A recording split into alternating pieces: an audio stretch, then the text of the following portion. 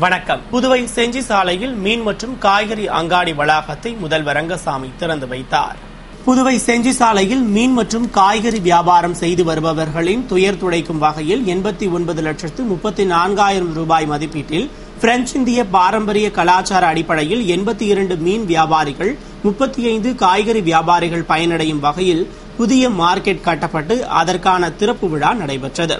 விழாவில் முதல்வர் ரங்கசாமி கலந்து கொண்டு அங்காடி வளாகத்தை அமைச்சர் பன்னீர்செல்வம் முன்னிலையில் திறந்து வைத்தார்.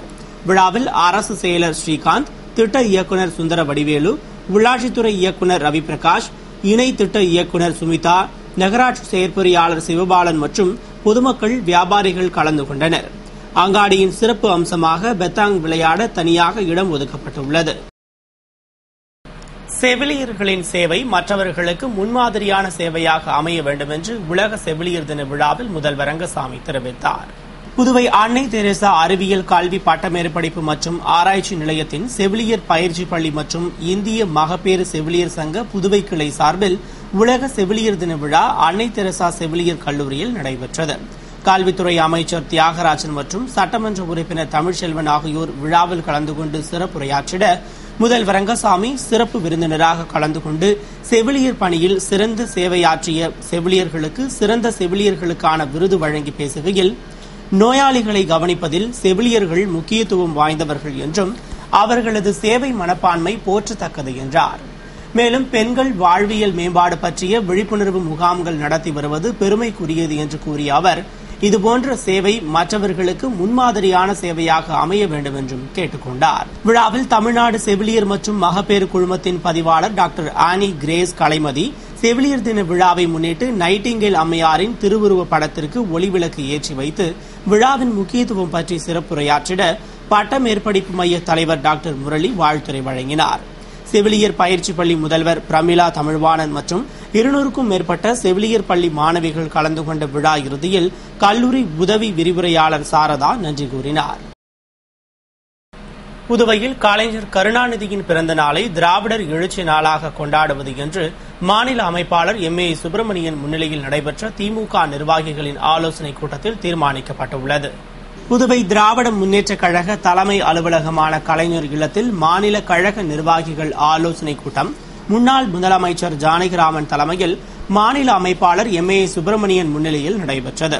துணை அவைத் தலைவர் சீதா வேதநாயகம், துணை அமைப்பாளர் SP சிவகுமார், பொருளாளர் அனிபால் கென்னடி, தலைமை செயற்குழு உறுப்பினர் சோமசுந்தரம், சட்டமன்ற உறுப்பினர் நந்தா சரவணன், தலைமை பொதுக்குழு உறுப்பினர்கள் பழனி, அன்பு, அருள் செல்வி, மல்லிகா மாயகிருஷ்ணன், முன்னாள் கொம்யூன் தலைவர் குமார், தொகுதி கழக செயலாளர்கள் ஏம்பலம் செல்வம், வழக்கறிஞர் செந்தில்குமார், பாண்டு ஹரிகிருஷ்ணன், திராவிட மணி, வழக்கறிஞர் அணி அமைப்பாளர் முத்துவேல், விவசாய அணி அமைப்பாளர் சோமசுந்தரம், ஆதிதிராவிடர் நலக்குழு அமைப்பாளர் அன்புச்சூரியன், தொழிலாளர் முன்னேற்ற சங்க கவுன்சில் செயலாளர் பிராங்க்லின் பிரான்சுவா, மீனவர் அணி அமைப்பாளர் தண்டபாணி, மகளிர் அணி அமைப்பாளர் நிர்மலா சுந்தரமூர்த்தி உள்ளிட்ட நிர்வாகிகள் பங்கேற்ற கூட்டத்தில் சட்டமன்ற தொகுதிகள் தோறும் கழக தலைவர் கலைஞரின் 90வது பிறந்த நாளை திராவிட எழுச்சி நாளாக இந்த ஆண்டு முழுவதும் கொண்டாட வேண்டும். புதுவை நாடாளுமன்ற தொகுதி கழக செயல் வீரர்கள் கூட்டத்திற்கு ஜூலை மாத இறுதியில் வருகை தரும் கழக பொருளாளர் ஸ்டாலின் அவர்களுக்கு சிறப்பான வரவேற்பு அளிப்பது, புதுவைக்கு மாநில அந்தஸ்து பெற அனைத்து கட்சி கூட்டத்தை கூட்டி தொடர் நடவடிக்கைகள் மேற்கொள்ள வேண்டும். இந்திய தமிழ் மீனவர்களை காப்பாற்ற கலைஞர் வழியினை பின்பற்றி கச்சத்தீவு ஒப்பந்தத்தை ரத்து செய்ய கோரி புதுவை சட்டமன்றத்தில் தீர்மானம் நிறைவேற்றி உச்சநீதிமன்றத்தில் வழக்கு தொடுக்க வேண்டும் என்பது உள்ளிட்ட தீர்மானங்களும், புதுவை கழகத்திற்கு இடம் தேர்வு செய்து புதிய கலைஞர் அறிவாலயம் என்ற கட்டிடத்தை அமைத்துக் கொடுக்க அனுமதி வழங்கிய தலைவர் கலைஞர் மற்றும் பொருளாளர் ஸ்டாலினுக்கு நன்றி தெரிவித்து சிறப்பு தீர்மானமும் நிறைவேற்றப்பட்டது.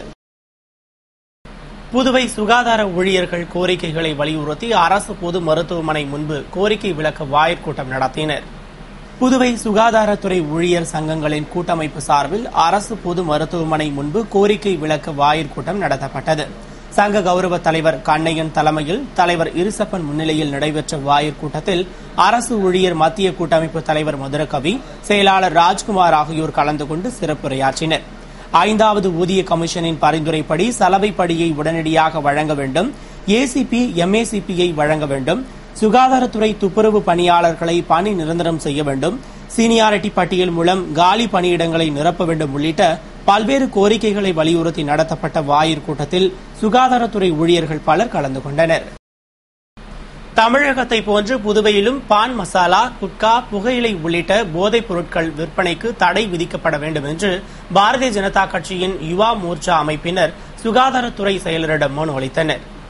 பாரதிய ஜனதா கட்சியின் யுவ மோர்ச்சா அமைப்பின் மாநில தலைவர் சக்திவேல் தலைமையிலான நிர்வாகிகள் புதுவை சுகாதாரத்துறை செயலர் ராகேஷ் சந்திராவை சந்தித்து மனு அளித்தனர். அதில் புதுவை மாநிலத்தில் சில சமூக விரோத குழுக்கள் மூலம் கஞ்சா, குட்கா உள்ளிட்ட போதைப் பொருட்கள் விற்கப்படுவதாகவும் 30% மேற்பட்ட பல்லாயிரக்கணக்கான மாணவர்கள் மற்றும் இளைஞர்கள் போதைப் பொருளுக்கு அடிமையாகி சீரழிந்து வருவதாக ஆய்வறிக்கைகளில் தெரியவந்துள்ளதாக கூறப்பட்டுள்ளது. இந்த புகையிலை பழக்கத்தால் இளைஞர்கள் வாழ்க்கையில் போதைக்கு அடிமையாகி புற்றுநோய் உள்ளிட்ட பல வகையில் உடல்நலம் பாதிக்கப்படுவதுடன் பல்வேறு சமூக விரோத செயல்களிலும் ஈடுபடும் நிலையில் தமிழக அரசு பான் மசாலா, குட்கா மற்றும் புகையிலை உள்ளிட்ட போதைப் பொருட்களுக்கு தடை விதித்து அரசாணை வெளியிட்டுள்ளதாகவும், எனவே புதுவையிலும் அதுபோன்று தடை விதித்து சிறப்பு நடவடிக்கையின் மூலம் புதுவையில் போதைப்பொருள் நடமாட்டத்தை கட்டுப்படுத்தி இளைஞர்களை காக்க வேண்டும் என்றும் கேட்டுக் கொள்ளப்பட்டுள்ளது. புதுச்சேரி மாநிலத்தில் போதைப்பொருளுடைய நடமாட்டம் அதிகரித்து கொண்டிருப்பது வன்மையாக கண்டிக்கத்தக்கது. இப்பொழுது பான் மசாலா, பான் பராக் போன்ற போதைப் பொருள்களெல்லாம் தேசிய அளவில் தடை செய்யப்பட்டும் புதுச்சேரி மாநிலத்தில் அனைத்து கடைகளிலும் இன்று விற்பனையில் இருந்து கொண்டிருக்கிறது. இளைஞர்களுடைய உடல்நிலை மிகவும் பாதிப்புக்கு உள்ளாகிறது. அதை சாப்பிடக்கூடியவர்களுக்கு கேன்சர் போன்ற குணப்படுத்த முடியாத வியாதிகள் வந்து கொண்டிருக்கிறது. அதனால் உடனடியாக தமிழ்நாட்டை போல் உடனடியாக அதை தடை செய்வதற்கு நடவடிக்கை எடுக்க வேண்டும். அதை தடை செய்து அரசு ஆணை இருந்தாலும் கூட அனைத்து கடைகளிலும் அரசு ஆணை இல்லாதது போல விற்பனையில் இருந்து கொண்டிருக்கிறது. அதை உடனடியாக தடுத்து நிறுத்துவதற்கு நடவடிக்கை எடுக்க வேண்டும்.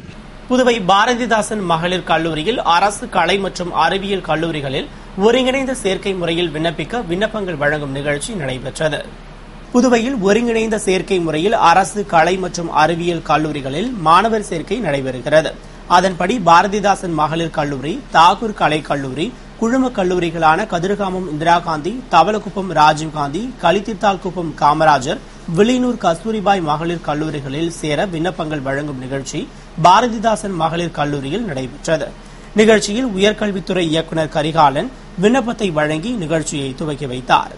இதுபோன்று மற்ற அரசு கலை மற்றும் அறிவியல் கல்லூரிகளிலும் விண்ணப்பங்கள் வழங்கப்பட்டன. புதுவை பாகூர் அருள்மிகு ஸ்ரீ திரௌபதி அம்மன் ஆலய அக்னி வசந்த விழாவின் கொடியேற்ற விழாவில் அமைச்சர்கள் தியாகராஜன் மற்றும் ராஜவேலு பங்கேற்று சுவாமி தரிசனம் செய்தனர். புதுவை பாகூரில் திருக்கோவில் கொண்டு ஆன்ம கோடிகளின் அறியாமையை நீக்கி தர்மத்தை காத்து அதர்மத்தை கண்டித்தும் தண்டித்தும் ஆதிசக்தியின் உருவாய் எழுந்தருளியுள்ள அருள்மிகு ஸ்ரீ திரௌபதி அம்மன் ஆலய அக்னி வசந்த விழா கொடியேற்றத்துடன் துவங்கியது. இதனை முன்னிட்டு அம்மனுக்கு சிறப்பு அபிஷேக அலங்கார ஆராதனையுடன் கொடிமரத்திற்கு அபிஷேகம் மற்றும் சிறப்பு வழிபாடுகளும் நடத்தப்பட்டு கொடியேற்றப்பட்டது. விழாவில் அமைச்சர்கள் தியாகராஜன், பன்னீர்செல்வம் ஆகியோர் கலந்து கொண்டு வழிபட்டனர். மேலும் பக்த கோடிகள் திரளாக கலந்து கொண்டு சாமி தரிசனம் செய்து அம்மனின் அருட்கடாட்சத்தை பெற்றனர். விழாவிற்கான ஏற்பாடுகளை கோவில் தனி அதிகாரி மற்றும் நிர்வாகிகள், சமயதாரர்கள், பாகூர் நகரவாசிகள் செய்திருந்தனர். இத்துடன் செய்திகள் நிறைவடைந்தன. வணக்கம்.